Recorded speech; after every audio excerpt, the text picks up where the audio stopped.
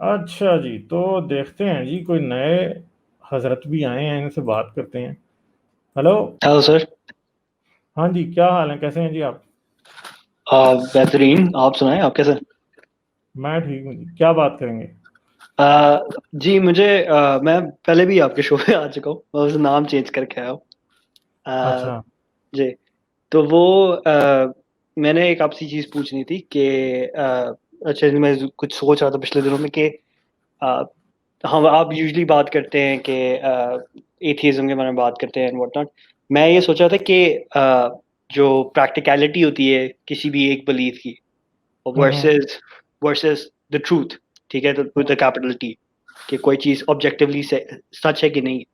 कि अगर आपको एक आपके पास एक आप एक बिलीफ होल्ड करते हैं जो कि एसेंशियली ट्रू नहीं है, लेकिन आपके एक्शंस जो हैं वो उस बिलीफ के थ्रू जो फ्लो करते हैं वो आपको अल्टीमेटली वो रिजल्ट्स ला के देते हैं जो आप चाहते हैं।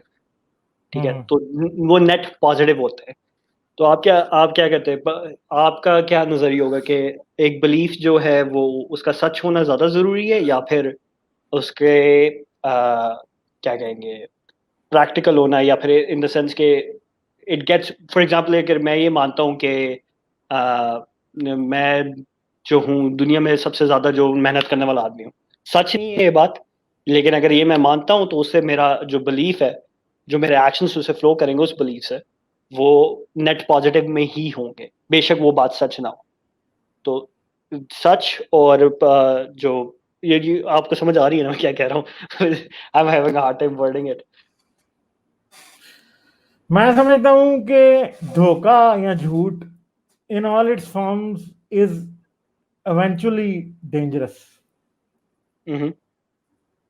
सच हमेशा बेनिफिशियल होता है। well, सच इंसान को आजाद करता है, झूठ जो है वो गुलाम बनाता है। झूठ इंसान को मोहताज बनाता है, सच इंसान को मोहताज नहीं बनाता। सच जो है ना वो इंसान को मोहताजी से आजाद कर देता है। आप इस बात के मोहताज हैं कि झूठ आपको दिलासा दे, तसल्ली दे। जब आपको सच पता लग जाता है तो फिर आपको आपने खुद अपने आप को दिलासा और तसल्ली देनी होती है। इसलिए करेज आपने खुद इकट्ठा करना होता है, इसलिए आप आजाद हो जाते हैं। आप डिपेंडेंट नहीं रहे किसी भी चीज पे। तो फिर सर बात वो मुझे फिर आप बताएं कि फ्रीडम के जी लिए, इंडिपेंडेंस के लिए फिर सच जरूरी हुआ या झूठ जरूरी हुआ? सर अब मैं समझता हूँ कि ये सर गुलाम जहन के लोग दुनिया को कुछ नहीं दे सकते। हम्म। गुलाम जहन के लोग दुनिया को शॉर्ट टर्म में थोड़ा बहुत फायदा दे देंगे, लॉन्ग टर्म में दुनिया को वो कुछ भी नहीं दे सकते और ना उन्होंने कुछ दिया। लॉन्ग टर्म में जी जो भी इंसान ने गुलाम जहन के लोगों के जहनों को गुलाम बनाने की कोशिश की है जिस भी झूठ के जरिए, वो इंसान ह्यूमैनिटी के लिए डेंजरस ही रहा है हमेशा।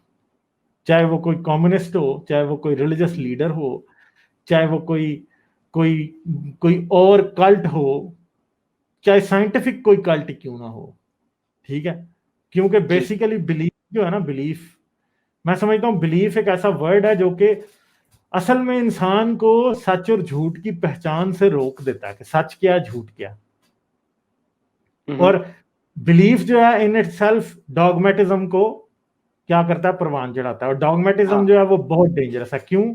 क्योंकि आप किसी भी चीज की वजह जाने बगैर किसी शख्स की कही हुई बात के पीछे लड़ने मरने को या किसी और चीज के लिए तैयार हो जाते हैं। जैसे एंटी वैक्सर्स कहेंगे कि आप वैक्सीन ना लगवाओ, आप जो है आपकी सेक्सुअल ऑटिज्म और हो जाएगी। ठीक है, जी अब क्योंकि आप डॉगमेटिक जेन के लोग हैं, इसलिए आप क्या करेंगे, आप मान जाएंगे इस बात को। हम्म। आप खुद में क्वेश्चन करने की कोशिश नहीं करेंगे। जैसे कि कोई गौमूत्र से इलाज कर रहा है कोविड का, कोई कोई दमदरूद से कर रहा है, कोई किस चीज से कर रहा है, लोग कर रहे हैं इलाज कोविड का। क्यों? क्योंकि मसला यह है कि हमारे यहाँ डॉगमेटिक लोग इतने ज्यादा पाए जाते हैं कि मैटर नहीं करता कि उन लोगों को किसी चीज की प्रॉपर एक्सप्लेनेशन दी जाए। आप सिर्फ और सिर्फ उन लोगों को धोखा दे दें मजहबी नाम के ऊपर, पीर बाबे के नाम के ऊपर। इवन के धोखा सिर्फ आपकी अपनी अथॉरिटी की बेस पे ही नहीं दिया जा सकता, धोखा इस बात पे भी दिया जा सकता है कि हाँ भाई वैक्सीन जो है ना वो काफरों ने बनाई है, इसलिए काफिर हमारे दुश्मन है, इसलिए वैक्सीन नहीं लगवानी चाहिए। हाँ ठीक है, तो मुझे बताएं कि फिर अब अगर अगर अगर लोगों को सच और झूठ की तमीज पता हो तो डेफिनेटली वो देखेंगे, वो सर्च करेंगे भाई वैक्सीन किस मेथड के थ्रू बनी है, mRNA वैक्सीन है, कैसे बनाई जाती है, जी जी ये क्या कर सकती है, इसके पॉसिबल साइड इफेक्ट्स क्या हैं, साइड इफेक्ट्स के चांसेस क्या हैं, लगवानी चाहिए या नहीं, कोविड इफेक्ट कैसे करता है, इसकी पैथोलॉजी क्या है, ये सारी बातें देखेंगे। इन द एंड आपको समझ आ जाएगी, क्योंकि आप सच और झूठ की पहचान रखते हैं और इन द एंड फिर आप क्या कर लेंगे। सर, हाँ, मेरा इससे आपसे थोड़ा सा इख्तलाफ है इस बात पर। अब वो अच्छा, ये है ना कि वो बड़ा बाइनरी किस्म का ये वो है ना कि फॉर एग्जांपल मैं अपने जिस तरह बिलीव्स रखता हूँ वो प्रोबेबिलिटीज में रखता हूँ। तो हाँ, मैं फॉर एग्जांपल 99% श्योर हूँ कि जो अराउंड है, मैं 1% प्रोबेबिलिटी देने के लिए तैयार हूँ फ्लैट अर्थर्स को। तब कि मैं उनसे टोटली एग्री नहीं करता, लेकिन मैं उन्हें एक छोटा सा केक देने के लिए तैयार हूँ, चलो हो सकता है कि इसका चांस है, गिवन सर्टेन जो भी उनकी कंस्पिरेसी थ्योरीज अगर आप सुने और उन्हें क्या नाम है, you give them the benefit of doubt, I would say 1% जो है वो उस तरफ है। इस तरह जो डॉगमेटिज्म जो है ना, आई डोंट मुझे मुझे लगता है मैं डॉगमेटिज्म में जाता नहीं हूँ, क्योंकि मैं अपने बिलीफ को इतना स्ट्रांगली नहीं होल्ड करता। लेकिन अगर कोई ऐसा बिलीफ है जो कि इट्स नॉट लाइक वो ट्रू नहीं है, लेकिन उस बिलीफ को होल्ड करने से जो है मेरे एक्शंस इस तरह फ्लो होते हैं जिससे मुझे फायदा हो रहा है, तो वो नेसेसरली मुझे एक लॉजिकल लेवल पे पता है कि वो ये जो है 100% ट्रू नहीं हो सकता। तो फॉर एग्जाम्पल जैसे if someone believes in God, ठीक है, मैं पर्सनली सुपर नेचुरल में नहीं मानता, लेकिन अगर कोई मानता है और उसे जो है थ्रू थ्रू दैट बिलीफ वो उसके एक्शंस जो है वो इस तरह के जो दैट आर नेट पॉजिटिव उसकी जिंदगी में, तो आपका क्या ख्याल है कि उसे जो है उसे जो है क्या नाम है, क्या कहेंगे, तो या देखें सच और जी झूठ का फैसला जो है ना, डॉगमेटिज्म क्या होता है, डॉगमेटिज्म आप एक एक सिंगुलर वन स्टेटमेंट बिलीफ के ऊपर बेस नहीं करता। राइट समझे बात, जमीन गोल है, हम्म ये सेल्फ डॉगमेटिज्म नहीं हो सकता। कैसे नहीं हो सकता? क्योंकि आपको पता है कि ये बात झूठ है कि जमीन गोल नहीं है, जमीन हम्म फ्लैट अर्थ लाए, ठीक है। अब फ्लैट अर्थ इज अ लाए को साबित करने के लिए या आप क्यों एतबार कर लें कि फ्लैट अर्थ इज अ लाए, क्योंकि बात यह है कि वो किसी भी और साइंटिफिक नॉलेज के साथ करेक्ट नहीं बैठती। ना वो वेदर की साइंस के साथ करेक्ट बैठती है, ना वो सितारों की साइंस के साथ बैठती है करेक्ट, ना वो प्लेट टेक्टोनिक्स के साथ बैठती है। आपको एक से ज्यादा कंफर्मेशन मिलती है कि ये बात झूठ है, हम्म ठीक।